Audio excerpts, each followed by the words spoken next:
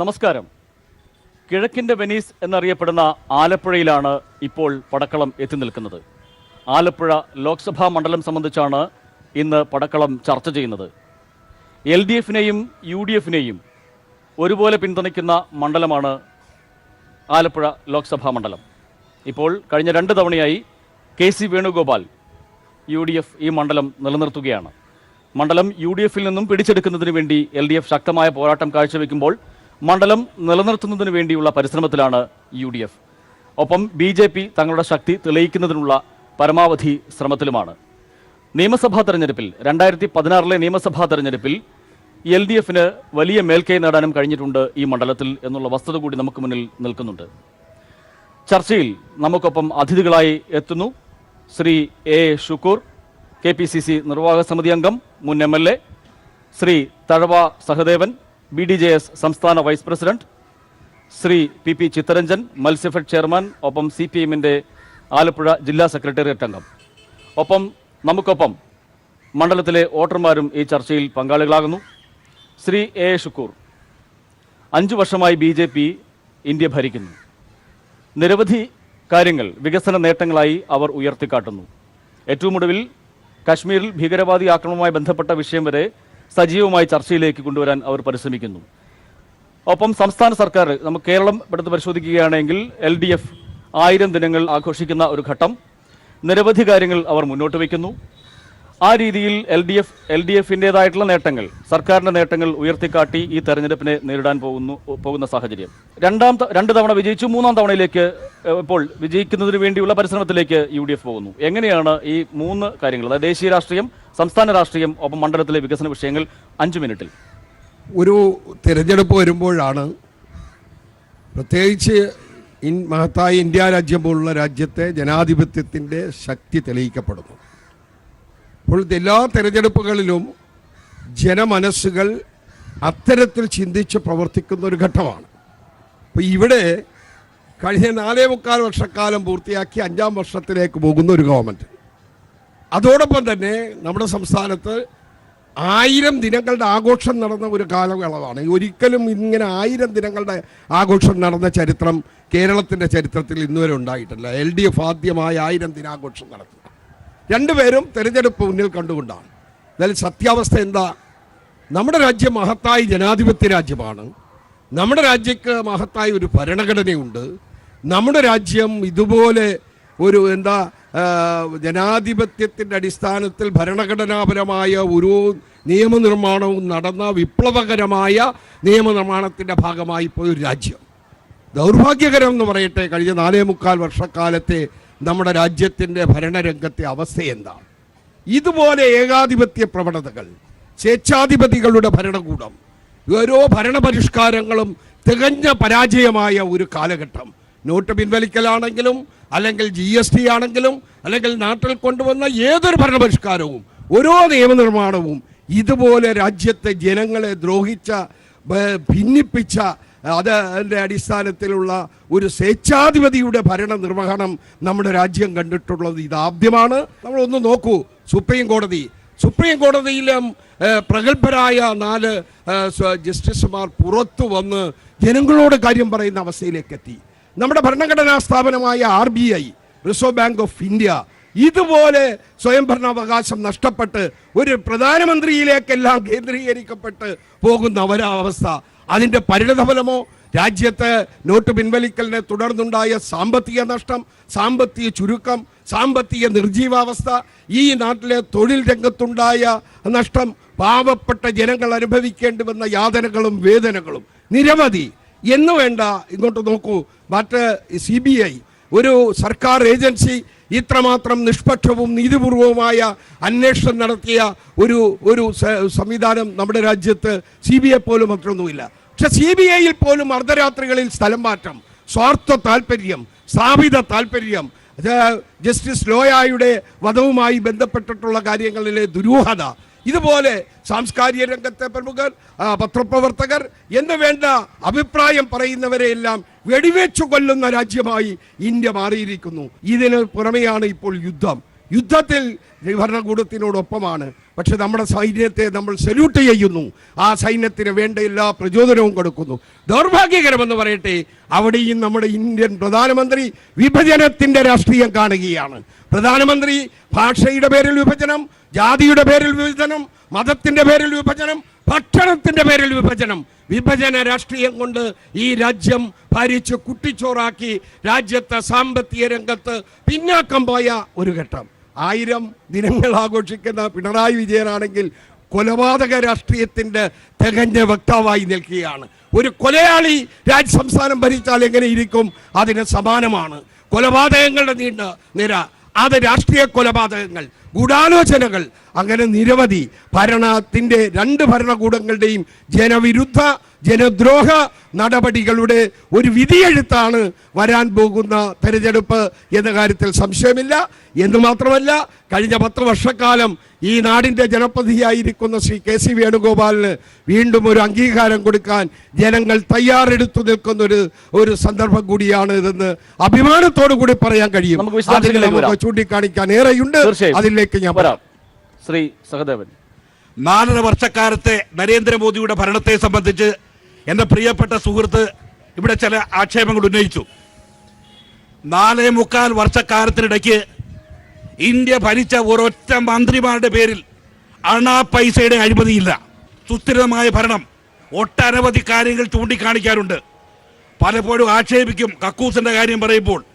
ഭക്ഷണം കഴിച്ചാൽ രണ്ടാമത് വേണ്ടത് കക്കൂസി പോകേണ്ട കാര്യമാണ്. ഈ രാജ്യത്തെ 12.5 കോടി ആൾക്കാർക്ക് ശൗചാലയത്തിൽ പോയി സ്വന്തം പ്രാഥമിക കർമ്മം നിർവഹിക്കണം. അതിനുവേണ്ടി രാജ്യം കണക്ക് കൂട്ടണം, പരിഹാരം കാണണം എന്ന് ചിന്തിക്കാൻ ഇക്കാലം ഇത്രയും ഭരിച്ച ഭരണകൂടങ്ങളുണ്ടല്ലോ, അവരാരും ചിന്തിച്ചില്ല. വികസന പ്രവർത്തനത്തിന്റെ ഒരു വലിയ മുന്നേറ്റമാണ് ഈ കാലഘട്ടത്തിൽ ഉണ്ടായിട്ടുള്ളത്. ഓരോ മേഖലയിലും കർഷകരുടെ പ്രശ്നങ്ങൾ പരിഹരിക്കുന്നില്ല എന്ന് പറയാൻ ഏറ്റവും ഒടുവിൽ ഒരു കർഷകന്റെ പേരിൽ ഒരു വർഷം 6000 രൂപ കിട്ടുന്ന തരത്തിൽ ഒരു പദ്ധതി ഏറ്റവും ഒടുവിൽ ആവിഷ്കരിച്ചിരിക്കുന്നു. 1300 അസുഖങ്ങൾ, അതിലേത് വന്നാലും ശരി ഒരു ഇൻഷുറൻസ് പദ്ധതി എടുത്താൽ 5 ലക്ഷം രൂപ ആ വ്യക്തിക്ക് ഇൻഷുറൻസ് കിട്ടുന്ന പദ്ധതി. അങ്ങനെ 260 പദ്ധതികൾ എണ്ണി ഞാൻ പറയുന്നില്ല. ഈ രാജ്യത്തെ സാധാരണക്കാരൻ്റെ ജീവിത മാർഗത്തിന് വേണ്ടി ഇവിടെ ഉണ്ടാക്കി വച്ചിരിക്കുന്നു. നോട്ട് നിരോധനത്തെക്കുറിച്ച് അദ്ദേഹം ഒരു പരാമർശം പറഞ്ഞു. നോട്ട് നിരോധിച്ച് 2 വർഷം കഴിഞ്ഞപ്പോഴും ചാക്ക് കെട്ടുകണക്കിന് നോട്ട് ഇപ്പോഴും പിടിച്ചെടുക്കുന്നെങ്കിൽ ആ നോട്ട് നിരോധനം തെറ്റായി പോയി എന്ന് പറയുന്ന നമ്മളെ പോലുള്ള ബുദ്ധിശൂന്യന്മാരായിരിക്കും. പിന്നെ എന്താണ് ഇപ്പോഴും ഈ നോട്ട് കെട്ടുകൾ പിടിച്ചെടുക്കേണ്ടതായിട്ട് വരുന്നത്? രാജ്യത്തെ കള്ളപ്പണത്തിന്റെ ഒഴുക്ക് കുറഞ്ഞു. ഉണ്ടായിരുന്ന പണം അക്കൗണ്ടിലെത്താനുള്ള സംവിധാനം ഉണ്ടായി. ഇന്ത്യയുടെ പ്രധാനമന്ത്രി അവർക്ക് ഒരു തുടർ ഭരണം ഈ രാജ്യത്തെ ജനങ്ങൾ കൊടുക്കാൻ സന്നദ്ധരായിട്ടിരിക്കുകയാണ്. യുദ്ധത്തിന്റെ കാര്യമൊന്നും ഞാൻ പറയുന്നില്ല.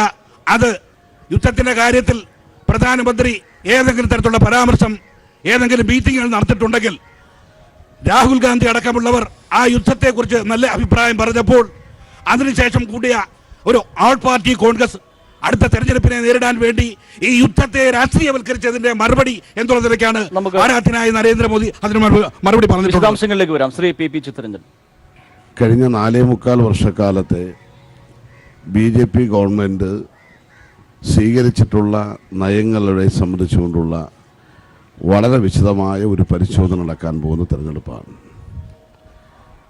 നമ്മുടെ നാടിൻ്റെ ചരിത്രത്തിൽ നാടിൻ്റെ ഭരണഘടനാ സ്ഥാപനങ്ങളുടെ നേരെ ഇത്രയധികം വെല്ലുവിളി ഉയർത്തിയ ഒരു ഗവൺമെൻറ്റും ഉണ്ടായിട്ടില്ല എന്നുള്ളതൊരു യാഥാർത്ഥ്യമാണ്. ഈ ഗവൺമെൻറ് ചെയ്തു വെച്ച പാതകങ്ങളുടെ ഫലം ഇന്ത്യ രാജ്യത്തെ ജനങ്ങൾ ദീർഘകാലം അനുഭവിക്കേണ്ട അവസ്ഥയിലാണ് കാര്യങ്ങൾ നിൽക്കുന്നത്. രാജ്യദ്രോഹ പ്രവർത്തനങ്ങളെയും അതോടൊപ്പം തന്നെ ദേശദ്രോഹ പ്രവർത്തനങ്ങളെയും രാജ്യത്ത് ഇല്ലാതാക്കുന്നതിന് വേണ്ടിയാണ് കള്ളപ്പണം കണ്ടെത്തുന്നത് എന്നാണല്ലോ പറഞ്ഞത്. 99.3% നോട്ടുകളും നമ്മുടെ ബാങ്കുകളിലേക്ക് വന്നില്ലേ? ലോകത്തെവിടെയെങ്കിലും ഒരു അർദ്ധരാത്രി കഴിഞ്ഞപ്പോൾ തങ്ങളുടെ ജീവിതത്തിൻ്റെ സമ്പാദ്യമായി മാറ്റിവെച്ച 500ഉം 1000ഉം പോക്കറ്റടിച്ചു പോയതുപോലെയുള്ള ഒരു ദുർഗതി വന്ന ഒരു ജനത, ഭാരത ജനത പോലെ വേറെ എവിടെയാണ് സംഭവിച്ചിട്ടുള്ളത്? 23,000 കോടി രൂപയാണ് പുതിയ നോട്ടടിക്കുന്നതിന് വേണ്ടി മാത്രം ചെലവഴിച്ചത്. എന്ത് നേട്ടമുണ്ടായി? നമ്മുടെ സമ്പദ്ഘടന തകർന്നു, നമ്മുടെ ചെറുകിട വ്യവസായങ്ങൾ തകർന്നു. അതുപോലെ GST കൊണ്ടുവന്നു. ഒരു ജനത, ഒരു നികുതി. നാട്ടിൽ വിലക്കയറ്റം വർദ്ധിച്ചു, ജനങ്ങളുടെ വാങ്ങുവാനുള്ള ശേഷി നഷ്ടപ്പെട്ടു. ഇന്ന് അതിരൂക്ഷമായ വിലക്കയറ്റമാണ്. ലോകത്ത് അന്താരാഷ്ട്ര മാർക്കറ്റിൽ ക്രൂഡ് ഓയിലിൻ്റെ വില താഴ്ന്നുകൊണ്ടിരിക്കുമ്പോൾ നമ്മുടെ രാജ്യത്ത് ഇന്ധനത്തിൻ്റെ വില ഉയർന്നുകൊണ്ടിരിക്കുന്നു. നരേന്ദ്രമോദി വരുന്ന സന്ദർഭത്തിൽ ഒരു പാചകവാതകത്തിൻ്റെ വില 320 രൂപയാണ്. ഇന്ന് അതിന് 760 രൂപ വില കൊടുക്കേണ്ടി വരുന്നു. എവിടെയാണ് നേട്ടമുണ്ടാക്കാൻ കഴിഞ്ഞത്? സമ്പന്ന വർഗത്തിന്, കോർപ്പറേറ്റുകൾക്ക് നേട്ടമുണ്ടാക്കാൻ കഴിഞ്ഞു എന്നതിനപ്പുറത്ത് എന്ത് നേട്ടമാണ് സാധാരണക്കാർക്ക് ഉണ്ടാക്കാൻ കഴിഞ്ഞത്? നാടിൻ്റെ ചരിത്രത്തിൽ ഇതുപോലെ കൃഷിക്കാരൻ ആത്മഹത്യ ചെയ്ത ഒരു കാലം വന്നിട്ടുണ്ടോ? പണിയെടുക്കുന്ന തൊഴിലാളികളെ സംബന്ധിച്ചിടത്തോളം സ്ഥിരം തൊഴിൽ വേണ്ട എന്ന നിയമം പാസ്സാക്കിയ ഒരു ഗവൺമെന്റ് അല്ലേ നരേന്ദ്രമോദിയുടെ ഗവൺമെന്റ്? പ്രതിവർഷം 2 കോടി തൊഴിൽ ദിനങ്ങൾ കൊടുക്കുമെന്ന് പറഞ്ഞിട്ട് എത്ര പേർക്ക് തൊഴിൽ കൊടുക്കാൻ കഴിഞ്ഞു? എല്ലാവരുടെയും അക്കൗണ്ടിലേക്ക് 15 ലക്ഷം രൂപ ഞങ്ങൾ നിക്ഷേപിക്കുമെന്ന് പറഞ്ഞിട്ട് ആർക്ക് കൊടുക്കാൻ കഴിഞ്ഞു? വെറും പൊള്ളയായ വാഗ്ദാനങ്ങൾ, അതോടൊപ്പം തന്നെ പ്രധാനമന്ത്രിയുടെ ഗീർവാണ പ്രസംഗങ്ങൾ. ഇതിനപ്പുറത്തേക്ക് നാടിൻ്റെ മതനിരപേക്ഷതയും നാടിൻ്റെ മതേതരത്വത്തെയും തകർക്കുവാനും ജനങ്ങളുടെ ജീവിതത്തെ തകർക്കാനും കഴിഞ്ഞൊരു ഗവൺമെൻറ്റിനെതിരായ വിധിയെഴുത്താണ് ഒന്ന്. രണ്ടാമത്തത്, അഭിമാനത്തോടുകൂടിയാണ് ഇടതുപക്ഷ മുന്നണി ഈ തെരഞ്ഞെടുപ്പിനെ നേരിടുന്നത്. 1000 ദിവസക്കാലത്തെ സംബന്ധിച്ച് വ്യത്യസ്തങ്ങളായ അഭിപ്രായങ്ങളുണ്ടാകാം. ഞങ്ങൾ പറയുന്നു, 957 കേരളത്തിലെ ആദ്യത്തെ ഗവൺമെൻറ് വന്നതിന് ശേഷമുള്ള ഈ നാടിൻ്റെ ചരിത്രത്തിലെ വികസന രംഗത്തെ ഏറ്റവും വലിയ കുതിപ്പിൻ്റെ ഒരു കാലഘട്ടമാണ്.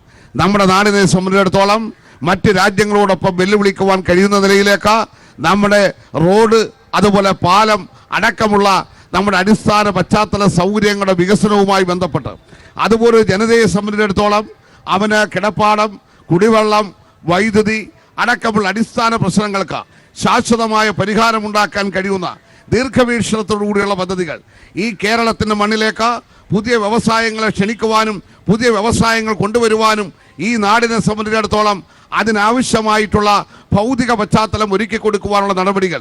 അങ്ങനെ ഈ 1000 ദിവസക്കാലത്തെ കേരളത്തിൻ്റെ ഭരണ നേട്ടങ്ങൾ ഞങ്ങൾ അഭിമാനത്തോട് പറയുന്നു.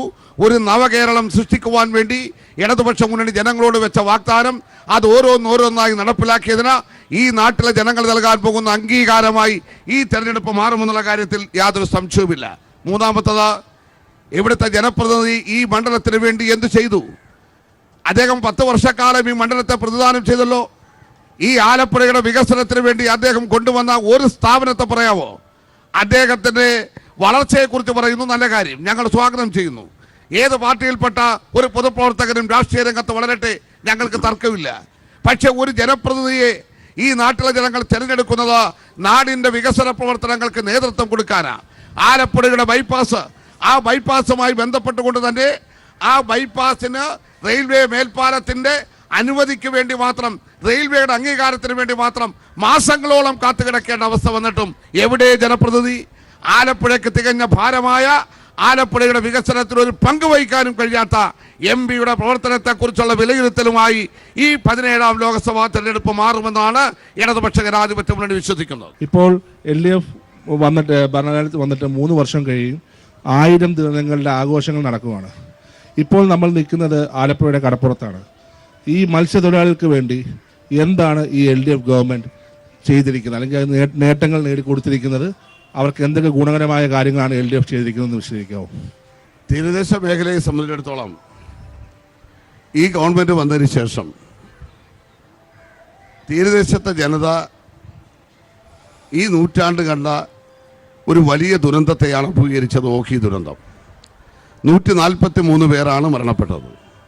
ചരിത്രത്തിൽ ഒരിക്കലും ഉണ്ടാകാത്ത നിലയിൽ ആ ഓഖി ദുരന്തത്തിൽ എല്ലാം നഷ്ടപ്പെട്ടവരെ കുടുംബങ്ങളെ സംരക്ഷിക്കാൻ വേണ്ടിയുള്ള നിരവധിയാകുന്ന പ്രവർത്തനങ്ങൾ. 143 പേരുടെ കുടുംബങ്ങൾക്ക് 22 ലക്ഷം രൂപ വീതം നഷ്ടപരിഹാരം, 68 പേർക്ക് വീടില്ലാത്തവർക്ക് വീട്, 55 പേർക്ക് ഭൂമിയില്ലാത്തവർക്ക് ഭൂമി, 14 കോടിയോളം രൂപ അവരുടെ മക്കളുടെ വിദ്യാഭ്യാസത്തിന് വേണ്ടി സഹായം, 42 സഹോദരന്മാർക്ക് മത്സ്യബെഡിൽ സർക്കാർ ജോലി.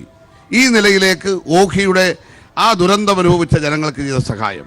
ഇത് കൂടാതെ തീരദേശത്ത് താമസിക്കുന്ന മനുഷ്യർക്ക് അവരെ 50 മീറ്ററിനപ്പുറത്തേക്ക് മാറി താമസിപ്പിക്കുന്നതിന് വേണ്ടി 6 ലക്ഷം രൂപ സ്ഥലത്തിനും 4 ലക്ഷം രൂപ വീടിനും 123 പേർ 2012-13 കാലഘട്ടത്തിൽ ശ്രീ ഉമ്മൻചാണ്ടി കേരളത്തിന്റെ മുഖ്യമന്ത്രിയായിരിക്കുന്ന കാലഘട്ടത്തിൽ വീട് സ്ഥലവും നഷ്ടപ്പെട്ട് അമ്പലപ്പുഴ ശിശുവിഹാറിലടക്കം താമസിച്ചിരുന്ന ആൾക്കാർക്ക് ഭൂമി വാങ്ങാൻ 78 പേർക്ക് 6 ലക്ഷം രൂപ വീതവും 4 ലക്ഷം രൂപ വീതം വീടിനും കൊടുത്തു. ഇപ്പോൾ 204 കുടുംബങ്ങൾ, ആ 204 കുടുംബങ്ങൾക്ക് 20 കോടി രൂപ ചെലവഴിച്ച് 575 സ്ക്വയർ ഫീറ്റ് നീളത്തിലുള്ള പ്രത്യേക ഫ്ലാറ്റ് നിർമ്മിച്ചു കൊടുക്കുന്നതിന് വേണ്ടിയുള്ള നടപടികൾ സ്വീകരിക്കുവാൻ കഴിഞ്ഞു. അതുപോലെ തന്നെ മത്സ്യത്തൊഴിലാളികളുടെ മക്കൾക്ക് വിദ്യാഭ്യാസ മേഖലയുമായി ബന്ധപ്പെട്ട് സ്വാശ്രയ മെഡിക്കൽ കോളേജിലടക്കം പഠിക്കുന്ന കുഞ്ഞുങ്ങൾക്ക് വേണ്ടി ഒരു നയാ പൈസ പോലും അവർ ഫീസ് കൊടുക്കേണ്ട, മറിച്ച് ഇങ്ങോട്ട് അവർക്ക് ഗ്രാൻഡ് കിട്ടും.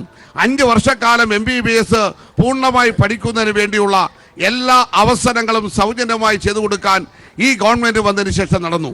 മത്സ്യത്തൊഴിലാളികളുടെ പെൻഷൻ 1200 രൂപയായി ഉയർത്തി. ഈ മാർച്ച് മാസം വരെയുള്ള തുക അത് കൊടുത്തു തീർക്കുകയാണ്. അങ്ങനെ എണ്ണിയാൽ ഒടുങ്ങാത്ത നിലയിലേക്കുള്ള വികസന പ്രവർത്തനങ്ങൾ മത്സ്യത്തൊഴിലാളി മേഖലയിൽ ചെയ്ത് പൂർത്തീകരിക്കുവാൻ ഇടതുപക്ഷ ജനാധിപത്യ മുന്നണി ഗവൺമെന്റിന് കഴിഞ്ഞിട്ടുണ്ട്. അതിനുള്ള വലിയ അംഗീകാരം മത്സ്യത്തൊഴിലാളി മേഖലയിൽ ലഭിച്ചുകൊണ്ടിരിക്കുകയാണ്. എനിക്ക് ചോദിക്കാനുള്ളത് NDAയുടെ നേതാവിനോടാണ്. ആലപ്പുഴ അനുഭവിച്ച ഏറ്റവും വലിയ ദുരിതം പ്രളയം. ആ പ്രളയ സമയത്ത് ജാതിക്കും മതത്തിനും രാഷ്ട്രീയത്തിനും അതീതമായി ഒറ്റക്കെട്ടായിട്ടുള്ള കൂട്ടായ്മകൾ ആലപ്പുഴ നടന്നു കുറേ നിരവധി പ്രവർത്തനങ്ങൾ ചെയ്തു. പ്രളയത്തിന് ശേഷമുള്ള റീബിൽഡിംഗ് കേരളയുടെ ഭാഗമായി ആലപ്പുഴയുടെ പുനർനിർമ്മാണത്തിന് വേണ്ടിയുള്ള പ്രവർത്തനങ്ങളിൽ ഒട്ടനവധി സംഘടനകൾ പ്രവർത്തിച്ചുകൊണ്ടിരിക്കുക. എൻ്റെ ചോദ്യം, കേന്ദ്രം പ്രളയത്തിന് വേണ്ടി നൽകിയ കുറേ പൈസ നൽകി, ചോദിച്ചതിൻ്റെ വളരെ കുറഞ്ഞ ശതമാനം പൈസ തന്നു. പക്ഷെ ആ പൈസയിൽ പോലും ഗർഭിണിയായ സ്ത്രീയെ ഉയർത്തിയെടുത്ത് ഹെലികോപ്റ്ററിൽ കയറ്റിയതിൻ്റെ പൈസ ഉൾപ്പെടെ 112 കോടി രൂപ കേന്ദ്ര സർക്കാർ വാങ്ങിയെടുത്തു. ഈ പൈസ വാങ്ങിയെടുത്തത് പിച്ചച്ചട്ടിയിൽ കൈയിട്ട് വരുന്ന തുല്യമല്ലേ? അതിനെക്കുറിച്ചുള്ള BDSന്റെ നിലപാടൊന്നും അറിയണം. ഒന്ന്. രണ്ടാമത്തെ ചോദ്യം ബഹുമാനപ്പെട്ട ശുക്രനോടാ. ശ്രീ KC വേണുഗോപാൽ ആലപ്പുഴയുടെ MLA ആയും മന്ത്രിയുമായിട്ടൊക്കെ 10 വർഷത്തിന് കൂടുതൽ കാലം ഇവിടെ ഇരുന്നിട്ടുണ്ട്.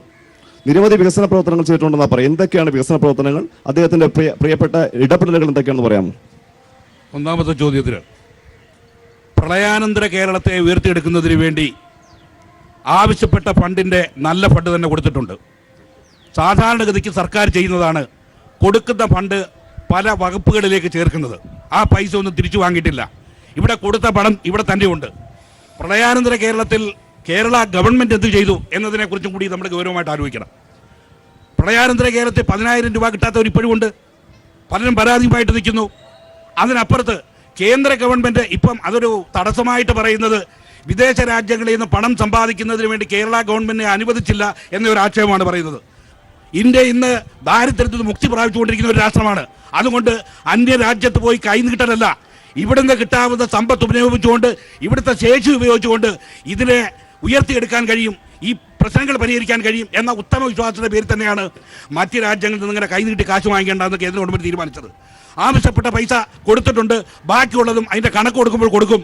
അതുപോലെ തന്നെ ഇവിടത്തേക്ക് വക ഒളിച്ചു കൊടുക്കുന്ന ഒത്തിരി പണങ്ങളുടെയും കണക്കില്ലാത്തതിന്റെ കാര്യമാണ് സഹായത്തിന് വേണ്ടി ഡൽഹി ചെന്നപ്പോൾ കേരളത്തിന്റെ മന്ത്രിമാരോട് പറഞ്ഞിട്ടുള്ളത്. ദൃശ്യമാധ്യമങ്ങളിലൂടെയും പത്രമാധ്യമങ്ങളിലൂടെയും താങ്കളെ പോലുള്ളവർ കണ്ടുകൊണ്ടിരിക്കുകയാണെന്നാണ് ഞാൻ കരുതുന്നത്. 112 കോടി രൂപ വാങ്ങിയിട്ടുള്ളതാണ്, ഇല്ലെന്നാണ് അങ്ങയുടെ താല്പര്യമെങ്കിൽ ആണെന്ന് സംബന്ധിച്ചാൽ മതി. വാങ്ങിയിട്ടില്ലെന്നല്ല, വാങ്ങിയിട്ടുണ്ടെന്നല്ല, അത് കണക്കി കൊടുത്തോളൂ. എങ്ങനെ തിരിച്ചു വാങ്ങിയിട്ടെന്ന് പറയുന്നത്? വാങ്ങി റേഷന്റെയും ഗർഭിണിയായ സ്ത്രീയെ ഉയർത്തി ഹെലികോപ്റ്റർ കയറ്റിന്റെ ഉൾപ്പെടെ പൈസ 112.50 ലക്ഷം രൂപ വാങ്ങിയാണ്. തെളിവുണ്ട്, തെളിവിന് ഹാജരാക്കാം. എനിക്കറിയത്തില്ല, എനിക്ക് ആ സംഭവം അറിയത്തില്ല. നിങ്ങൾക്ക് അറിയാം, നിങ്ങൾ മറച്ചു വെക്കുകയാണ്. ഒരു മനുഷ്യൻ ജീവിക്കുന്നത് ഭക്ഷണം, അവന്റെ വസ്ത്രം, പാർപ്പിടം, അതിന്റെ ആ ഭക്ഷണത്തിന്റെ കാശ് പോലും നിങ്ങൾ വാങ്ങിച്ചിരിക്കുന്നതാണ്. അത്ര ഉളുപ്പകെട്ട ഒരു രാഷ്ട്രീയമാണ് നിങ്ങൾ. പൈസ തിരിച്ചു വാങ്ങിയിട്ടില്ല. ഇവിടെ കൊടുത്ത പണത്തിന്റെ വക തിരിച്ചപ്പോൾ മറ്റു ഭാഗങ്ങളിലേക്ക് അതിന്റെ കണക്ക് ചേർത്തു എന്നുള്ളതല്ലാതെ ഇവിടെ തന്ന പൈസ തിരിച്ചു വാങ്ങുന്നത് എങ്ങനെയാണ്? ഇല്ല, അതിന്റെ വ്യക്തമായ ഒരു മറുപടി. ഇവിടെ ബഹുമാന്യനായ എൻ്റെ സുഹൃത്ത് ശ്രീ ചിത്തരഞ്ജൻ അദ്ദേഹത്തിൻ്റെ മത്സ്യഫെഡ് ചെയർമാനായതുകൊണ്ട് മത്സ്യഫെഡ് മേഖലയിൽ എന്താണുള്ള പ്രകടന പത്രിക അതൊക്കെ ഇവിടെ അവതരിപ്പിച്ചു. ഇതെല്ലാം ജനങ്ങൾക്ക് ലഭിക്കണം, ഈ പാവപ്പെട്ട മത്സ്യത്തൊഴിലാളികൾക്ക്.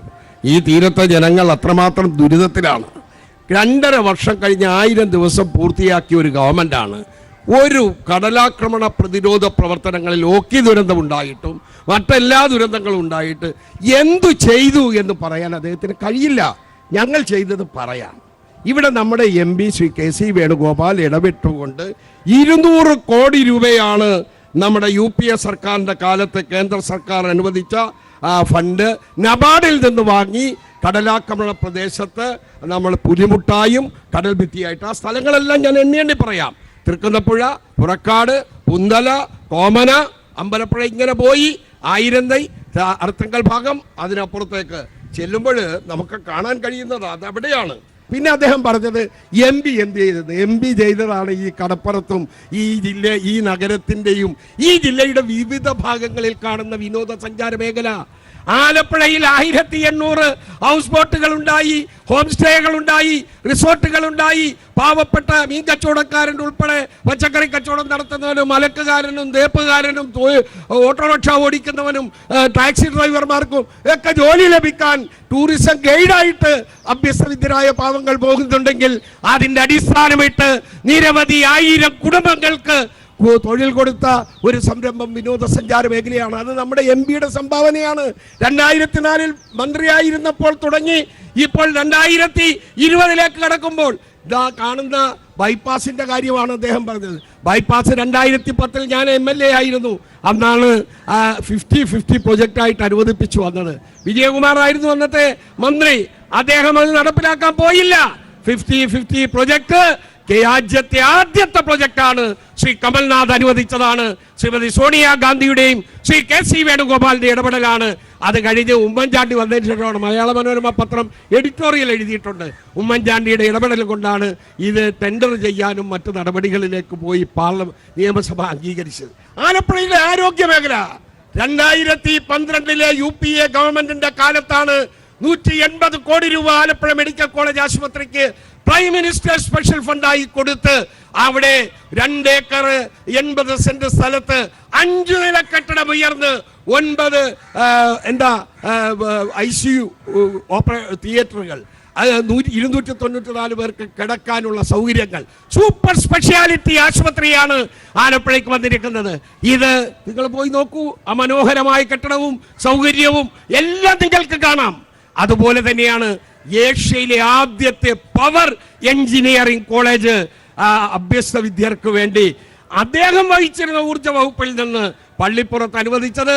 മെയ് മാസത്തെ ക്ലാസ് തുടങ്ങുന്നു. കെട്ടിട നിർമ്മാണത്തിലുള്ള കലക്കല്ലല്ല ഇട്ടത്, അത് പൂർത്തിയാക്കി മെയ് മാസത്തിൽ ക്ലാസ് തുടങ്ങാൻ പോവുകയാണ്. ഷുക്കൂർ എന്തെല്ലാം അവകാശവാദമാണ് ഉന്നയിക്കുന്നത്? ഈ സംസ്ഥാനത്ത് ഒരു ഗവൺമെന്റ് പ്രവർത്തിക്കുന്നെന്ന് അദ്ദേഹം അംഗീകരിക്കുന്നില്ല. ഒരൊറ്റ MP എന്ത് മാന്ത്രിക വിദ്യയാണ് അദ്ദേഹം കാണിച്ചത്? അദ്ദേഹമാണ് ഇവിടെ എല്ലാം കൊണ്ടുവന്നത് എന്ന് സ്ഥാപിച്ചാൽ തീർച്ചയായും ഇവിടുത്തെ ടൂറിസവുമായി ബന്ധപ്പെട്ട് ഹൗസ് ബോട്ട് ഉണ്ടാക്കിയതെല്ലാം പാവപ്പെട്ട മനുഷ്യർ ലോൺ എടുത്തിട്ടാ. അത് MP-ക്കൊന്നും വരാത്ത റോളല്ല. വല്ലവരും റിസോർട്ടോ അതുപോലെ തന്നെ ഹോം സ്റ്റേ ഉണ്ടാക്കിയിട്ടുണ്ടെങ്കിൽ അത് അവനവന്റെ അധ്വാനത്തിന്റെ ഫലമായിട്ടാ. അതിൽ MP എന്തുകൊണ്ട് സുഹൃത്തെ ഞാൻ മിണ്ടിയില്ലല്ലോ. അദ്ദേഹത്തിന് ഈ KC വേണുഗോപാല് കേരളത്തിന്റെ ടൂറിസം മന്ത്രിയായി 1 വർഷക്കാലം ഇരുന്നത് കൊണ്ടാണോ ഈ വരുന്ന എല്ലാ മാറ്റങ്ങളും ഉണ്ടായത്? എന്തിനാണ് ഈ ഇല്ലാത്ത അവകാശവാദം ഉന്നയിക്കുന്നത്? ഇവിടെ ഞാൻ ആദ്യം ഒരു കാര്യം പറയാം. എൻ്റെ സുഹൃത്ത് BDS-ന്റെ നേതാവ് പറഞ്ഞു വെള്ളപ്പൊക്കവുമായി ബന്ധപ്പെട്ട്. എൻ്റെ സുഹൃത്തെ, ഇതിനേക്കാൾ വലിയൊരു കൊടും ചതി കേരളത്തോട് ചെയ്യാനുണ്ടോ? 35,000 കോടി രൂപയുടെ നഷ്ടമുണ്ടായ ഒരു നാടിന് 600 കോടി രൂപ അനുവദിച്ചിട്ട് അതിനകത്ത് നമുക്ക് തന്ന അരിയുടെയും പഞ്ചസാരയുടെയും മണ്ണെണ്ണയുടെയും കണക്ക് പറഞ്ഞ് വാങ്ങി ഇവിടെ പറഞ്ഞതുപോലെ ഇവിടെ വന്ന മിലിറ്ററി സർവീസിൽ നിന്നുള്ളവർ അതുപോലെ ഹെലികോപ്റ്റർ അടക്കം ഉപയോഗിച്ചതിൻ്റെ കാശടക്കം കണക്ക് പറഞ്ഞ് വാങ്ങി ഈ കേരളത്തോട് ഇത്രയധികം ക്രൂരത കാണിച്ച ഒരു സർക്കാരുണ്ടോ ഈ കേന്ദ്ര ഗവൺമെന്റിനെ പോലെ? എന്ന് മാത്രമല്ല, നിങ്ങൾ പറഞ്ഞല്ലോ ഊരുചിറ്റാലടന്ന്. ഒരു ഊരുചിറ്റല്ലോ. അറേബ്യൻ രാജ്യങ്ങൾ, ഗൾഫ് രാജ്യങ്ങൾ ആദ്യം തന്നെ കേരളത്തെ സഹായിക്കുവാൻ അവർ തയ്യാറായി രംഗത്ത് വന്നില്ലേ? അതുപോലെ മറ്റ് രാജ്യങ്ങൾ വന്നില്ലേ? UN വന്നില്ലേ? നിങ്ങൾ എന്താ പറഞ്ഞത്? ആവശ്യത്തിന് വേണ്ടതല്ല ഇവിടെ കൊടുക്കാന്നല്ലേ പറഞ്ഞതാ? തന്നോ നിങ്ങൾ? ഈ കേന്ദ്ര ഗവൺമെന്റ് തന്നോ കേരളത്തിന്? കേരളത്തിന് അർഹതപ്പെട്ട തന്നില്ല. എന്താ കാരണം? BJP-ക്ക് കേരളത്തിൽ വളരാൻ കഴിയുന്നില്ല. RSS ഉദ്ദേശിക്കുന്ന അജണ്ട നടപ്പിലാകുന്നില്ല എന്നതുകൊണ്ടല്ലേ നിങ്ങൾ ഈ കേരളത്തോട് ഈ രണ്ടാന്തര പൗരന്മാരെ പോലെ പെരുമാറുവാൻ തയ്യാറായത്? ഈ സംസ്ഥാനത്തിന് അർഹതപ്പെട്ട എന്തെങ്കിലും അനുവദിച്ചു നൽകുവാൻ ഈ കേന്ദ്ര ഗവൺമെന്റ് തയ്യാറാകുന്നുണ്ടോ? കേരളത്തെ ശത്രു രാജ്യത്തെ പോലെയല്ലേ നിങ്ങൾ കണ്ടുകൊണ്ടിരിക്കുന്നത്? അതുകൊണ്ട് നിങ്ങളെ സംബന്ധിച്ചിടത്തോളം ഈ വെള്ളപ്പൊക്ക ദുരിതാശ്വാസം താങ്കൾ പറഞ്ഞല്ലോ കണക്ക് കൊടുക്കാത്തതുകൊണ്ടാണത്. ഞങ്ങൾ ചോദിക്കട്ടെ, തകർന്നു പോയ റോഡുകളുടെയും പാലങ്ങളുടെയും മുഴുവൻ കണക്കുകൾ കേന്ദ്ര ഗവൺമെന്റിന് മുമ്പായി കൊടുത്തില്ലേ? തന്നുകൊണ്ട് തരാൻ തയ്യാറായോ? കേരളത്തിന് വേണ്ടി എന്താ അനുവദിച്ചത്? 2000 കോടി രൂപ തരാം എന്ന് രാജ്നാഥ് സിംഗ് പറഞ്ഞതല്ലാതെ തരാൻ തയ്യാറായിട്ടുണ്ടോ? ഇതല്ലേ കേന്ദ്ര ഗവൺമെന്റ് ചെയ്തിട്ടുള്ളത്? അതുകൊണ്ട് വെള്ളപ്പൊക്കത്തെ ഫണ്ട് നിങ്ങൾ നൽകിയ പ്രശ്നത്തില് കേരളത്തോടെടുത്ത നിലപാടിന് കേരളത്തിലെ ജനങ്ങൾ പ്രതികാരം ചെയ്യാൻ പോകുന്ന തെരഞ്ഞെടുപ്പാണ് ഈ വരാൻ പോകുന്ന ലോക്സഭാ തെരഞ്ഞെടുപ്പ്. മറ്റൊന്ന്, നബാർഡിന്റെ വായ്പ എടുക്കണമെങ്കിൽ ശുക്കൂറെ സംസ്ഥാന ഗവൺമെന്റ് ആണ് ആ വായ്പ എടുക്കുന്നത്. നബാർഡ് ഫ്രീ ആയിട്ട് തരില്ല. നിങ്ങൾ വെറുതെ ഗ്യാരണ്ടി കൊടുക്കണം. ഒരിക്കലുമില്ല. നിങ്ങൾ തെറ്റിദ്ധരിപ്പിക്കരുത്. നബാർഡ് ഒരിക്കലും രേഖ വേണ്ട. നബാർഡ് എന്ന് പറയുന്ന സ്ഥാപനം ഒരിക്കൽ പോലും സൗജന്യം നൽകുന്ന സ്ഥാപനമല്ല. നബാർഡ് എന്ന് പറയുന്നത് കേന്ദ്ര ഗവൺമെന്റ് ധനകാര്യ സ്ഥാപനമാണ്. അവർ പലിശ കുറച്ച് തരും. അതിന് ഗ്യാരണ്ടി സ്റ്റേറ്റ് ഗവൺമെന്റ് നിൽക്കണം. അങ്ങനെയാണ് ഇവിടെ ഹാർബറുകളുടെ നിർമ്മാണം നബാർഡിന്റെ പണമാണ്. കടൽ ഭിത്തി നബാർഡിന്റെ പണമാണ്. ലാൻഡിംഗ് സെന്ററുകൾ നബാർഡിന്റെ പണമാണ്. കാർഷിക മേഖലയിൽ നബാർഡിന്റെ പണമാണ്. ഇതിലെല്ലാം നിൽക്കുന്നത് സംസ്ഥാന ഗവൺമെന്റ് ഗ്യാരണ്ടി നിന്നിട്ടാണ്. ബൈപ്പാസുമായി ബന്ധപ്പെട്ട പിണറായി വിജയൻ ഗവൺമെന്റ് വന്നതിന് ശേഷമാണ് കൊടുത്തു തീർക്കാനുള്ള 73% തുക കൊടുത്തു തീർക്കുവാൻ തയ്യാറായത്. അതുകൊണ്ടാണ് നിർമ്മാണ പ്രവർത്തനം നടത്തിയത്. ഗുലാം നബി ആസാദ് കേന്ദ്ര ഗവൺമെന്റിൽ UPA ഗവൺമെന്റിലെ ആരോഗ്യമന്ത്രി, ശ്രീമതി ടീച്ചർ കേരളത്തിന്റെ ആരോഗ്യമന്ത്രി. ഈ UPA ഗവൺമെന്റിന്റെ കാലഘട്ടത്തിൽ MP എന്നുള്ള നിലയിൽ അദ്ദേഹത്തിന് പങ്കുകൊണ്ടാണോ? സംസ്ഥാന ഗവൺമെന്റിന് പങ്കില്ലേ? ഇപ്പോൾ നാളെ 88 കോടി രൂപ ചെലവഴിച്ചുകൊണ്ടുള്ള 8 ബ്ലോക്കിന്റെ ഉദ്ഘാടനമാണ് ഈ മെഡിക്കൽ കോളേജിൽ നടക്കാൻ പോകുന്നത്. 2 വർഷക്കാലം കൊണ്ട് പിണറായി വിജയൻ ഗവൺമെന്റ് വന്നതിന് ശേഷം ചെയ്തതാണ്. സർക്കാർ ആശുപത്രി, അതിന്റെ ഘടനാപരമായ മാറ്റം, ഗവൺമെന്റ് സ്കൂള്, അതിന്റെ ഘടനാപരമായ മാറ്റം ഈ ഗവൺമെന്റ് കൊണ്ടുവന്നതാണ്. ആർക്കാണ് നിഷേധിക്കാൻ കഴിയുന്നത്?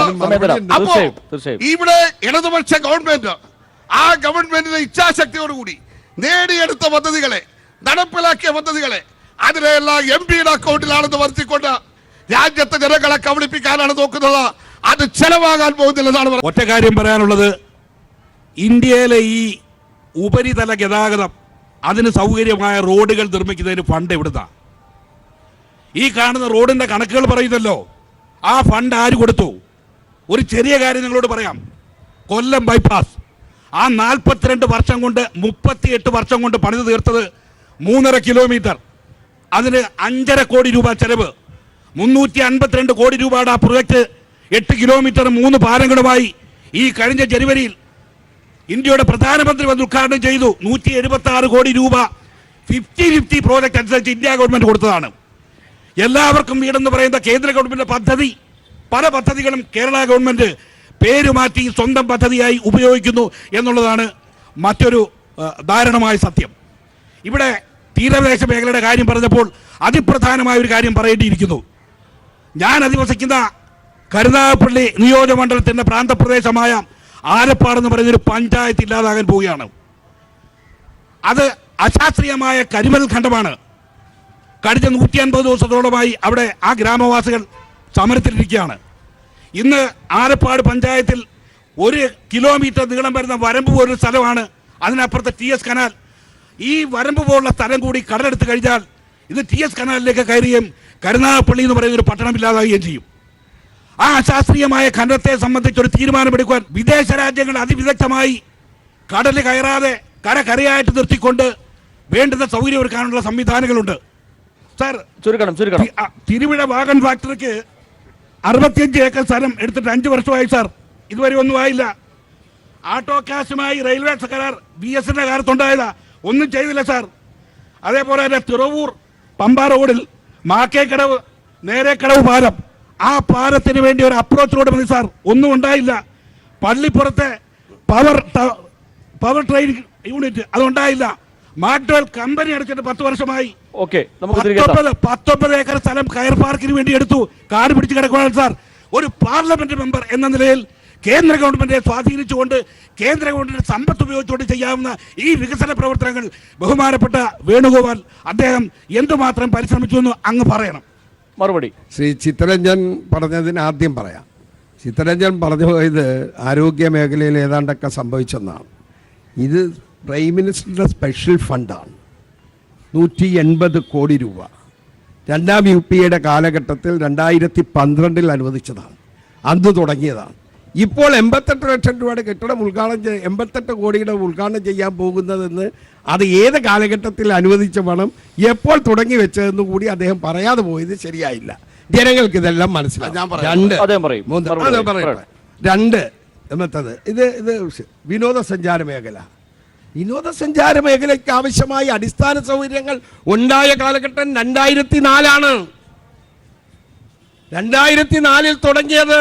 ഇന്ന് വളരെ അതിന് ഏറ്റവും വലിയ ടൂറിസം ഡെസ്റ്റിനേഷനാണ് ആലപ്പുഴ. കേരളത്തിലെ ഗോഡ്സ് ഓൺ കൺട്രി എന്ന് പറയുമ്പോൾ അതിൻ്റെ എല്ലാ ഗുണവും ആലപ്പുഴയ്ക്കാണ്. പ്രളയമാണ് നമുക്ക് ഒരു നാശമുണ്ടാക്കിയത്.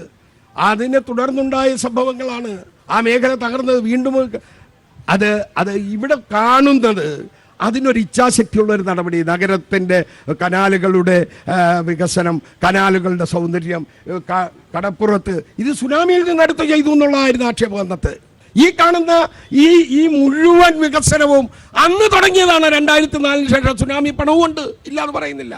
എല്ലാം അങ്ങനെയുണ്ട്. ഈ തീരത്ത് കാണുന്ന ഒട്ടേറെ വീടുകൾ ഇതെല്ലാം സുനാമിയുടെ. ഞാൻ പറഞ്ഞത് നടപ്പിലാകാതെ പോയൊരു കാലഘട്ടമാണ്.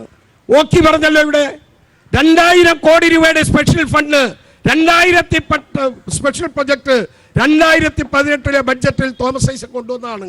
ആലപ്പുഴയിലെങ്കിലും 1 രൂപ മുടക്കിയിട്ടുണ്ടോ? Special project 2010 Ockhi special project എന്ന് പറഞ്ഞു കൊണ്ടുവന്ന സുനാമി സ്പെഷ്യൽ പാക്കേജ് ആയിരുന്നു. 2010 ഞാൻ കൂടി നിയമസഭയിലുള്ളപ്പോൾ ശ്രീ തോമസ് ഐസക് കൊണ്ടുവന്ന. അന്ന് ഇസ്ലാമിക ബാങ്ക് പറഞ്ഞു, ഇന്ന് കിഫ്ബിയാണ്. എന്തുമാകട്ടെ, പറയുന്നതല്ലാതെ ഒന്നും ചെയ്യാൻ കഴിയാതെ പോയ കാലഘട്ടങ്ങളാണ് ഇവരുടെ. അത് വ്യക്തമായി പറയാം. രണ്ടാമത്തത് ഇദ്ദേഹത്തിന്റെ മറുപടിയാണ്. ആലപ്പാട്ട കാര്യം, കരിമണലിനെ ഞങ്ങൾ ഒരുമിച്ച് ഉമ്മൻചാണ്ടിയുടെ കാലത്ത് സമരം ചെയ്തവരാണ്. ആലപ്പുഴയിൽ ഞങ്ങള് ഉമ്മൻചാണ്ടിയും കുഞ്ഞാലിക്കുട്ടിയും AK ആന്റണിയും എല്ലാം ഭരിക്കുമ്പോൾ ശ്രീ VM സുധീരന്റെ നേതൃത്വത്തിൽ ശ്രീ MA ബേബിയുമായി ചേർന്ന് ഇവിടെ ചങ്ങല പിടിച്ച് സമരം ചെയ്ത് ഞങ്ങൾ നിലപാടെടുത്തവരാണ്. ഞങ്ങൾ ഇപ്പോഴും പറയുന്നു, അവിടെ ആലപ്പാട്ട് നടക്കുന്ന കരിമണൽ ഖനനം ശരിയല്ല. ആ തീരം പോയി, ആ പഞ്ചായത്ത് പോയി. 90 സ്ക്വയർ കിലോമീറ്റർ ഉണ്ടായിരുന്നത് ഇന്ന് 8 കുറഞ്ഞിരിക്കുന്നു. ഇത് ശാസ്ത്ര സാഹിത്യ പരിഷത്തിന്റെ കണക്കാണ്, എന്റെ കണക്കല്ല. സാർ, അദ്ദേഹം ചർച്ചയുടെ ഒരു സന്ദർഭത്തിൽ ആലപ്പാട് ഖനനം ഏതൊരു സാഹചര്യത്തിൽ ഉയർത്തിക്കൊണ്ടുവന്ന ആ ഒരു നിലപാടിലേക്ക് എത്തിയില്ല. ആ ഖനനത്തിന് 74 വർഷത്തെ പഴക്കമുണ്ട്. ബ്രിട്ടീഷുകാരന്റെ കാലത്ത് തുടങ്ങിയ ഖനനമാണ് ആലപ്പാട് നടക്കുന്നത്. ഷുക്കൂറിന്റെ പറത്തിൽ കേട്ടിയ പിണറായി വിജയൻ വന്നപ്പോൾ തുടങ്ങിയ ഖനനമാണെന്ന് തോന്നുന്നു. തീർച്ചയായും അവിടെ ഈ ഗവൺമെന്റ് വാഷ് നിർത്തിവെക്കാൻ നിർദ്ദേശം കൊടുത്തോടുകൂടി ആ സമരത്തിന്റെ പ്രസക്തി തന്നെ തീർന്നല്ലോ. എന്താ പ്രശ്നം? ആലപ്പാട് നടന്നുകൊണ്ടിരിക്കുന്ന ഖനനം പൊതുമേഖലയിലെ ഖനനമാണ്. IREയും KMMLുമാണ് ഖനനം നടത്തുന്നത്. പ്രഖ്യാപിതമായ നയമാണ്. അദ്ദേഹം പറഞ്ഞല്ലോ സമരത്തെക്കുറിച്ച്. MA ബേബിയും VM സുധീരനും ഞങ്ങൾ എല്ലാവരും പ്രവർത്തകരെന്നുള്ള നിലയിൽ പങ്കെടുത്ത സമരം അങ്ങ് ആറാട്ടുപുഴയിലെ സമരമാണ്. ആ സമരത്തിൽ ഉയർത്തിയ മുദ്രാവാക്യം എന്താണ്? ഖനനം പൊതുമേഖലയിൽ മാത്രമേ നടത്താവൂ. ആ മുദ്രാവാക്യത്തിൽ ഇപ്പോഴും ഞങ്ങൾ ഉറച്ചു നിൽക്കുന്നു. അതിനപ്പുറത്തേക്ക് ഒരു സ്വകാര്യ ഖനനത്തിനും അനുമതി കൊടുക്കാൻ പിണറായി വിജയൻ ഗവൺമെന്റ് തയ്യാറായിട്ടില്ല എന്നുള്ളതൊരു വസ്തുതയല്ലേ. പിന്നെ കനാലിന്റെ ശുചീകരണം നടക്കുന്നു, ചെന്ന് കാണു ഷുക്കൂറെ. തോമസ് ഐസക് കൊണ്ടുപോകുന്ന കനാൽ ശുചീകരണം ഇവിടുന്ന് ഒരു 10 മീറ്റർ അങ്ങ് നടന്നാൽ മതിയല്ലോ. നിങ്ങൾ കയറ്റിയല്ലോ ഉപ്പുവെള്ളം. അതെ, ഉപ്പുവെള്ളം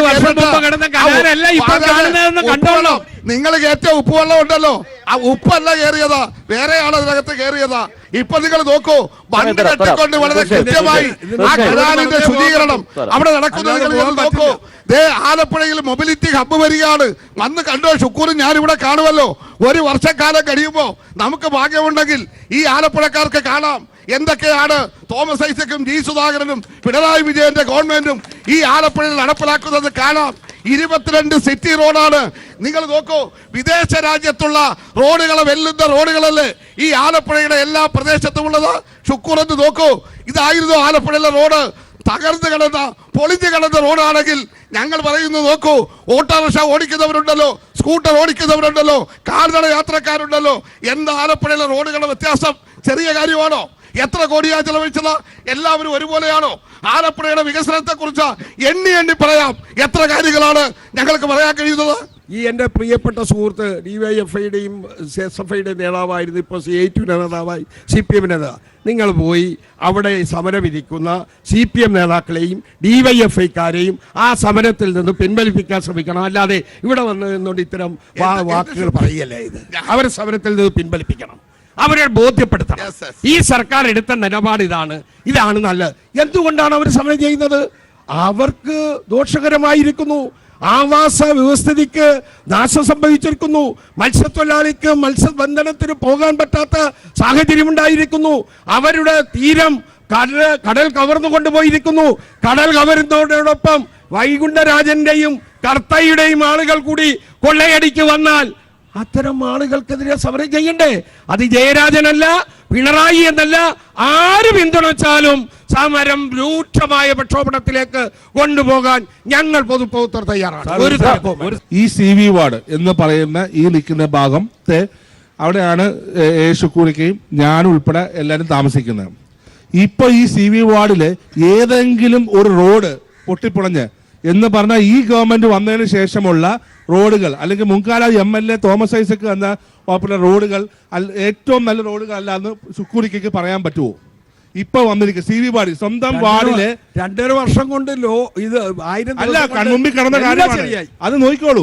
ഈ CV വാർഡിലെ ഈ പറഞ്ഞ വൈച്ചേരി ജംഗ്ഷൻ മുതൽ ഈ ഇവിടെ വരെ എടുത്ത് നോക്കിയാൽ മതി. രാവിലെ നടക്കുന്ന ഏരിയ. സാറിന്റെ ചോദ്യത്തിന് ഒരു മറുപടി കൊടുക്കേണ്ടതായിട്ടുണ്ട്. അരൂര് തൊട്ട് കരുനാഗപ്പള്ളി വരെ നീണ്ടു കിടക്കുന്നതാണ് ഈ ആലപ്പുഴ കോൺസ്റ്റിറ്റ്യുവൻസി. ആലപ്പാട് പഞ്ചായത്ത് ഈ പാർലമെന്റ് നിയോജകമണ്ഡലത്തിൽ വരുന്ന സ്ഥലമാണ്. അത് മനസ്സിലാക്കണം. അല്ലാതെ സാന്ദർഭികമായിട്ടൊരു വിഷയം ഞാൻ എടുത്തിട്ടല്ല.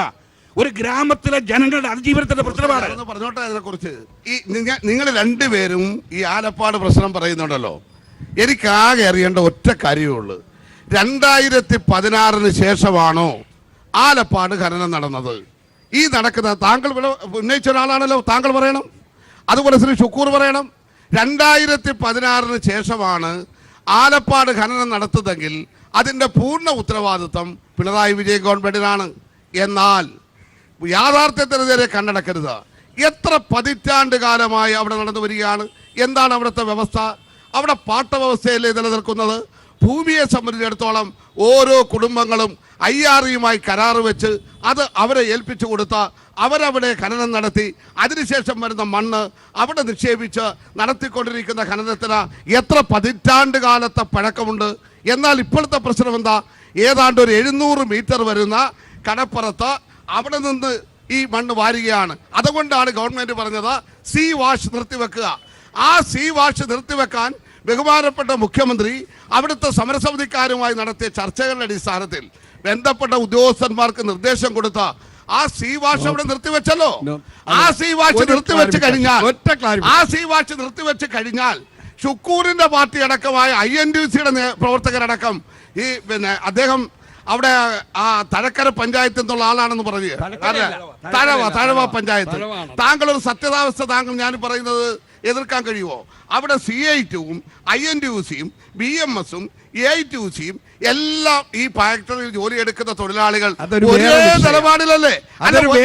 ഞാൻ ചോദിക്കട്ടെ, ഒരേ നിലപാടിൽ ഈ പാർട്ടികളെല്ലാം എടുത്തിരിക്കുന്ന നിലപാട് CPMക്കാർ മാത്രമാണോ? CPMക്കാർ മാത്രമല്ലല്ലോ. CPMക്കാർ മാത്രമല്ലല്ലോ. പിണറായി വിജയന്റെ ഗവൺമെന്റ് തെറ്റെന്നാണ്. അല്ല, ഈ ഖനനവുമായി ബന്ധപ്പെട്ട് പിണറായി വിജയൻ ഗവൺമെന്റിന്റെ തെറ്റെന്താണ്? ആലപ്പാട്ടെ സമരം തീർക്കാനുള്ള നടപടി സ്വീകരിക്കേണ്ടത് സർക്കാരാണ്. സർക്കാർ എന്തുകൊണ്ട് സ്വീകരിക്കുന്നില്ല എന്ന് മാത്രമല്ല, സമരത്തിലിരിക്കുന്ന ഭരണകക്ഷിയിൽപ്പെട്ട ആളുകളെ എന്തുകൊണ്ട് ഈ കാര്യം ചിത്തരഞ്ജൻ പറഞ്ഞത് ബോധ്യപ്പെടുത്താനാകുന്നില്ല. രണ്ട് INTUCക്കും CITUവിനും AITUCക്കും IRE എന്ന് പറയുന്ന അല്ലെ KLMM എന്ന് പറയുന്ന സ്ഥാപനവുമായിട്ട് വ്യത്യസ്തമായ കാര്യമാണ്. അത് ഇതുമായിട്ട് കൂട്ടിക്കുഴക്കണ്ട. ഒരു ഗവൺമെന്റ് വിചാരിച്ചാൽ ആ സ്ഥാപനത്തിലെ തൊഴിലാളികളെ നിലനിർത്താനാകും. അതിനു വേണ്ട സംവിധാനം ഒരുക്കുന്നതിന് പകരം സീ വാഷും ഈ കടൽ മണൽ ഖനനം ഈ കരിമണൽ ഖനനവും ഇങ്ങനെ തുടർന്നു കൊണ്ടുപോകുന്നത് ശരിയല്ല. അത് നിർത്തിവെച്ച് ആ നാട്ടുകാരുടെ താല്പര്യം സംരക്ഷിച്ച് അവരുടെ സമരം അവസാനിപ്പിച്ച് അവർക്ക് ജീവിക്കാനുള്ള അവകാശം കൊടുക്കണം എന്നു തന്നെയാണ് ഞങ്ങളുടെ. ഇപ്പോൾ നമുക്ക് അവസാനിപ്പിക്കേണ്ടതുണ്ട്. 2 ചോദ്യങ്ങൾ, ഓരോ ചോദ്യങ്ങൾ 2 പേരും ചോദിക്കണം. അതിനുശേഷം നേതാക്കൾ 3 പേരും സമർപ്പിക്കുന്നതായിരിക്കും. 3 പേരോട് ആ ചോദ്യം ചോദിക്കാനുള്ളതാണ്. കാരണം ആലപ്പുഴ മുനിസിപ്പൽ ഏരിയയിലും സമീപ പ്രദേശത്തും കുടിവെള്ളമില്ലായിട്ട് ദിവസങ്ങളായി. ബഹുമാനപ്പെട്ട പൊതുമരാമത്ത് വകുപ്പ് മന്ത്രിയുടെ സ്റ്റേറ്റ്മെന്റ് ഇന്ന് പത്രങ്ങളിൽ വായിച്ചു. ഏതാണ്ട് 28ഓളം രാഷ്ട്രീയ നേതാക്കന്മാർ അഴിമതി നടത്തി പൈസ വാങ്ങിയ ലിസ്റ്റ് ഉണ്ടെന്ന് പറഞ്ഞു. കുടിവെള്ളമില്ലാതെ സങ്കടപ്പെട്ടിരിക്കുന്ന ഞങ്ങൾക്ക് ആ ലിസ്റ്റ് എങ്കിലും പരസ്യമായിട്ട് പുറത്താക്കാൻ തയ്യാറാകുമോ? അവർക്കെതിരെ വിജിലൻസ് അന്വേഷണത്തിൽ ഉത്തരവിടുവാൻ തയ്യാറാകുമോ? ഓക്കെ, ഒരു ചോദ്യം കൂടി എനിക്ക് ശുക്രടിക്ക് ചോദിക്കാനുള്ളത്, ഈ കരിമണൽ ഖനനം നിർത്തണമെന്ന് പറഞ്ഞല്ലോ. ഈ കരിമണൽ ഖനനം ചെയ്ത് കൊണ്ട് മാത്രം പ്രവർത്തിക്കുന്ന 2 ഫാക്ടറികളുണ്ട്. ഈ ഫാക്ടറിയിലെ INTUC തൊഴിലാളികളെ കൊണ്ട് കരിമണൽ ഖനനം നിർത്തണമെന്ന് പറയാൻ സാധിക്കുമോ? തീർച്ചയായും. പിന്നെ ഉള്ളത്, കേരള സർക്കാർ ഒന്നും ചെയ്തില്ലെന്ന് പറയുന്ന ഉള്ള രീതിയിലാണ് ശുക്രിക്ക സംസാരിച്ചത്. ഞാനൊന്ന് ചോദിച്ചിട്ടെ, 5.5 ലക്ഷത്തോളം ആൾക്കാർക്ക് കൊടുക്കുന്ന പെൻഷൻ ഇപ്പൊ അടുത്ത മാസം ഒന്നിച്ചു കൊടുക്കുകയാണ്. ഉമ്മൻചാണ്ടി സർക്കാർ ഇറങ്ങിയപ്പോൾ എത്ര മാസത്തെ കുടിശ്ശിക ഉണ്ടായിരുന്നു എന്ന് ഒന്ന് പറയാമോ? ഒരു ചോദ്യം കൂടി, ഒറ്റ ചോദ്യം. ഈ LDF ഗവൺമെന്റ് വരുമ്പോൾ മാത്രം ഈ പൊതുമേധാ സ്ഥാപനങ്ങൾ ലാഭത്തിൽ വരികയും ഈ UDF വരുമ്പോൾ ഈ പൊതുമേധാ സ്ഥാപനം നഷ്ടമാണ്. അത് ശരിയല്ല. ചോദ്യങ്ങൾക്കും ഉത്തരം പറഞ്ഞുകൊണ്ട് ഒരു കാര്യം പ്ലീസ്, ഈ 3 ചോദ്യങ്ങൾക്കും 3 നേതാക്കളും ഉത്തരം പറഞ്ഞുകൊണ്ട് ഒപ്പം എന്തൊക്കെ മുൻനിർത്തിയാണ് ഈ തെരഞ്ഞെടുപ്പിനെ 3 മുന്നണികളും നേരിടുന്നത് പറഞ്ഞുകൊണ്ട് അവസാനിപ്പിക്കുന്നു. അഭ്യർത്ഥിക്കുന്നു. ആദ്യം ശ്രീ PP ചന്ദ്രജൻ. അല്ല, ഇവിടെ വന്നിട്ടുള്ള ചോദ്യത്തിനകത്ത് കുടിവെള്ളവുമായി ബന്ധപ്പെട്ട വിഷയത്തിൽ ബഹുമാനപ്പെട്ട പൊതുമരാമത്ത് വകുപ്പ് മന്ത്രിയുടെ പ്രസംഗം പത്രത്തിൽ വായിച്ചെന്നേ ഉള്ളൂ. അതിൻ്റെ വിശദീകരണം അദ്ദേഹമാണ് നൽകേണ്ടത്.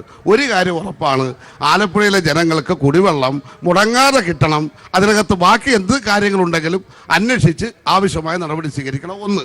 രണ്ടാമത്തെ, ഈ തെരഞ്ഞെടുപ്പിനെ എന്ത് മുൻനിർത്തിയാണ് LDF തെരഞ്ഞെടുപ്പിനെ നേരിടുന്നത്? അല്ല, തെരഞ്ഞെടുപ്പിൽ ഞാൻ ആദ്യം തന്നെ പറഞ്ഞു, ഒന്ന്, ഞങ്ങളുടെ മുഖ്യ അജണ്ട രാജ്യത്തെ തകർത്ത ഈ BJP അധികാരത്തിൽ നിന്നും പുറത്താക്കണം. രണ്ടാമത്തത്, ഇടതുപക്ഷ MP-മാരുടെ എണ്ണം വർദ്ധിപ്പിക്കണം. മൂന്നാമത്തത്, രാജ്യത്തൊരു മതനിരപേക്ഷ ജനാധിപത്യ സർക്കാർ ഉണ്ടാകണം. ഇതാണ് ഞങ്ങളുടെ ഒന്ന്. രണ്ടാമത്തത്, കേരളത്തിൽ ഈ 1000 ദിവസം പിന്നിടുന്ന ഇടതുപക്ഷ ഗവൺമെന്റ് സമഗ്രമായ കേരള വികസനത്തിന് വേണ്ടി, ഒരു പുതിയ കേരളം കെട്ടിപ്പടുക്കാൻ വേണ്ടി നടത്തിക്കൊണ്ടിരിക്കുന്ന പരിശ്രമങ്ങൾക്കുള്ള പിന്തുണയായി ഈ തെരഞ്ഞെടുപ്പ് മാറണം. മൂന്നാമത്തത്, ഈ ആലപ്പുഴയുടെ പുരോഗതിക്ക് ഒരു ജനപ്രതിനിധിയുടെ സേവനം ഇവിടെ അനിവാര്യമാണ്. അതിനുതകുന്ന നിലയിലേക്ക് ഗവൺമെന്റുമായി സഹകരിച്ചുകൊണ്ട് തന്നെ സംസ്ഥാനത്തിന്റെ ദൂതരെന്നുള്ള നിലയിൽ പ്രവർത്തിക്കാൻ കഴിയുന്ന ഒരു ജനപ്രതിനിധി ഉണ്ടാകണം. അതിനുവേണ്ടി ഇടതുപക്ഷ ജനാധിപത്യ മുന്നണിയെ സഹായിക്കണം. വ്യക്തമാണ്. താങ്കൾ എന്ത് പറഞ്ഞുകൊണ്ടാണ് BJP ഈ തെരഞ്ഞെടുപ്പിനെ നേരിടുക? അഴിമതിരഹിതമായ ഒരു ഭരണം ഈ രാജ്യത്തെ സാധാരണക്കാരൻ 12.5 കോടി അടുപ്പുകൾ 5 പൈസ ചെലവില്ലാതെ കത്തുന്നത്, അവർക്ക് ശൗചാലയം ഉണ്ടാക്കി കൊടുത്തത്, എല്ലാവർക്കും വീടുണ്ടാക്കി കൊടുക്കുന്നത്, ആരോഗ്യരംഗത്ത് അങ്ങനെ 260ഓളം പദ്ധതികളിലൂടെ ഈ രാജ്യത്തെ ഏറ്റവും സാധാരണക്കാരുടെ ജനവിഭാഗങ്ങളുടെ എല്ലാ ക്ഷേമത്തിനു വേണ്ടി നിലകൊള്ളുന്ന ഒന്ന്. രണ്ടാമത്, സുസ്ഥിരമായ ഭരണം, സുശക്തമായ ഭരണം. അതിനു വേണ്ടിയിട്ടാണ് ഞങ്ങൾ നിൽക്കുന്നത്. ഒരു കാര്യം കൂടി ഞാൻ പറയട്ടെ. 2014 തെരഞ്ഞെടുപ്പ് കാലഘട്ടത്തിൽ ശ്രീ നരേന്ദ്രമോദി നടത്തിയ ഒരു പ്രസംഗത്തെ ആധികാരികമാക്കിക്കൊണ്ടാണ് ഇത്തരത്തിൽ കാര്യം പറയുന്നത്. അദ്ദേഹം ഒരിടത്തും അങ്ങനെ പറഞ്ഞിട്ടില്ല. അദ്ദേഹം പറഞ്ഞത്, ഇന്ത്യയിൽ നിന്ന് വിദേശ രാജ്യങ്ങളിലേക്ക് കടത്തിക്കൊണ്ടുപോയിട്ടുള്ള പണം തിരിച്ച് ഈ രാജ്യത്ത് കൊണ്ടുവന്ന് വീതം വെച്ചാൽ അത് ഓരോരുത്തർക്കും 15 ലക്ഷം രൂപ വീതം കിട്ടും. 15 ലക്ഷം രൂപ വീതം കിട്ടും എന്നുള്ളതാണ് അദ്ദേഹം പറഞ്ഞത്. അല്ലാതെ 15 ലക്ഷം രൂപ ആരുടെയും പോക്കറ്റ് ഇട്ട് കൊടുക്കുന്നത് ശ്രീ നരേന്ദ്രമോദി പറഞ്ഞിട്ടില്ല. ഒന്നുകൂടെ, ആലപ്പുഴ റേഡിയോ സ്റ്റേഷൻ അതിന്റെ പവർ കുറഞ്ഞിട്ട് നിരന്തരം അത് പ്രവർത്തന രഹിതമായിക്കൊണ്ടിരിക്കുകയാണ്. അതിന്റെ പവർ കൂട്ടി ഒരു FM റേഡിയോ സംവിധാനം കൂടെ ഉണ്ടാക്കി അവിടെ നിലനിർത്താൻ ശ്രീ തുഷാർ വെള്ളാപ്പള്ളി NDA നേതൃത്വത്തിൽ കേന്ദ്ര ഗവൺമെന്റിലേക്ക് അപേക്ഷ കൊടുക്കുകയും നടപ്പിലാക്കാൻ തീരുമാനിച്ചിരിക്കുകയാണ്. ആലപ്പുഴ നഗരവാസികൾ കഴിഞ്ഞ 8 ദിവസമായി 8 ദിവസമായി കുടിവെള്ളമില്ലാതെ കഴിയുകയാണ്. അവർക്ക് പകരം സംവിധാനം ഗവൺമെന്റ് ഉണ്ടാക്കി കൊടുത്തിട്ടില്ല. വാട്ടർ അതോറിറ്റിയാണ് ഇപ്പോൾ വാട്ടർ സപ്ലൈയുടെ ഉത്തരവാദികൾ. ഗവൺമെന്റ് ഇടപെടൽ നടക്കുന്നില്ല. ഇതിനിടക്കാണ് ഇടപെടേണ്ട മന്ത്രി, ഉത്തരവാദിത്തപ്പെട്ട മന്ത്രി പറയുന്നത് 2 കോടി രൂപയുടെ അഴിമതി നടന്നിരിക്കുന്നു. അത് വാങ്ങിച്ച ആളുകളുടെ പേരെല്ലാം അറിയാം. സത്യപ്രതിജ്ഞാ ലംഘനം നടക്കാതിരിക്കണമെങ്കിൽ ആ പേര് പുറത്തുവിടണം. സത്യപ്രതിജ്ഞാ ലംഘനമാണ്, ഭരണഘടനയ്ക്ക് വിരുദ്ധമാണ്. ഒരു മന്ത്രി അത് ചെയ്യാൻ പാടില്ല. അതുകൊണ്ട് മന്ത്രി ധൈര്യമുണ്ടെങ്കിൽ അത് പുറത്തുവിടണം, അവരുടെ പേരിൽ കേസെടുപ്പിക്കണം, ആ നടപടിയിലേക്ക് പോകണം. കുടിവെള്ളം, അതിന്റെ പേരിൽ കുടിവെള്ളം ദയവായി മുടക്കരുത്. രണ്ട് റോഡുകളുടെ കാര്യങ്ങൾ പറഞ്ഞു വന്ന കൂട്ടത്തിൽ ഈ AC റോഡിൽ ആ വീതി കുറച്ച് അപകട മരണങ്ങൾ നിരന്തരം ഉണ്ടായിക്കൊണ്ടിരിക്കുകയാണ്. വീതി റിട്ടയർ ചെയ്തതാണ്. 70 മീറ്റർ വീതി 35 മീറ്റർ വീതി ഉണ്ടായിരുന്നത് അത് 20 മീറ്ററിലും 30 മീറ്ററിലും ചുരുക്കി. അവിടെ ടാർ പോർഷൻ കുറഞ്ഞു. വലിയ അപകടമാണ്. അതുകൊണ്ട് ഈ ദുരന്തങ്ങൾ അവസാനിപ്പിക്കാൻ കഴിയണം. മന്ത്രി ഈ വിഷയം, ഈ കുടിവെള്ള വിഷയത്തിലെ അഴിമതി CBI കൊണ്ട് അന്വേഷിപ്പിച്ച് സത്യം പുറത്തു കൊണ്ടുവരണം. മന്ത്രിയാണ് ഇതിന്റെ പ്രതി എന്ന് ഞാൻ ആരോപിക്കുന്നു. UDF തെരഞ്ഞെടുപ്പ് ഒരു സംശയവും വേണ്ട. ഇവിടെ വിശ്വാസികളുടെ പ്രശ്നം, അവിശ്വാസികളുടെ വിഷയം ഇതെല്ലാം ഉണ്ട്. ഇതെല്ലാം ജനമനസ്സുകളിലുണ്ട്. മതേതര ഇന്ത്യ നിലനിൽക്കണം, ജനാധിപത്യ ഇന്ത്യ നിലനിൽക്കണം, ഇന്ത്യൻ ഭരണഘടന സംരക്ഷിക്കപ്പെടണം. അതിന് ജനവിരുദ്ധ സർക്കാരിനെ, ജാതിയുടെ മതത്തിന്റെ പേരിൽ ഭിന്നിപ്പിക്കുന്ന, ഭാഷയുടെ പേരിൽ ഭിന്നിപ്പിക്കുന്ന സർക്കാരിനെ പുറത്താക്കണം. അതിനു വേണ്ടിയുള്ള ആ തെരഞ്ഞെടുപ്പിലേക്കാണ് നമ്മൾ പോകുന്നത്. UP അതാണ്. ഒപ്പം 1000 ദിവസങ്ങൾ കൊണ്ട് ഈ സംസ്ഥാനത്തെ ഇങ്ങനെ അപകടത്തിലാക്കി, ദുരിതത്തിലാക്കി, പറഞ്ഞ വാഗ്ദാനങ്ങൾ പാലിക്കാതെ പ്രളയക്കെടുതിയിലും ജനങ്ങൾ ദുരിതം അനുഭവിക്കുന്ന അവസ്ഥയ്ക്ക് പരിഹാരം കാണാൻ കഴിയാത്ത പിണറായി വിജയന്റെ കൊലപാതക ഭരണം അവസാനിപ്പിക്കാൻ കഴിയണം. അതുകൂടിയാണ് ഞങ്ങളുടെ ലക്ഷ്യം. ആലപ്പുഴ ലോക്സഭാ മണ്ഡലത്തിൽ ആര് വാഴും ആര് വീഴും, നമുക്ക് കാത്തിരിക്കാം. പടക്കളം ഇവിടെ അവസാനിക്കുന്നു. എല്ലാവർക്കും നന്ദി, നമസ്കാരം.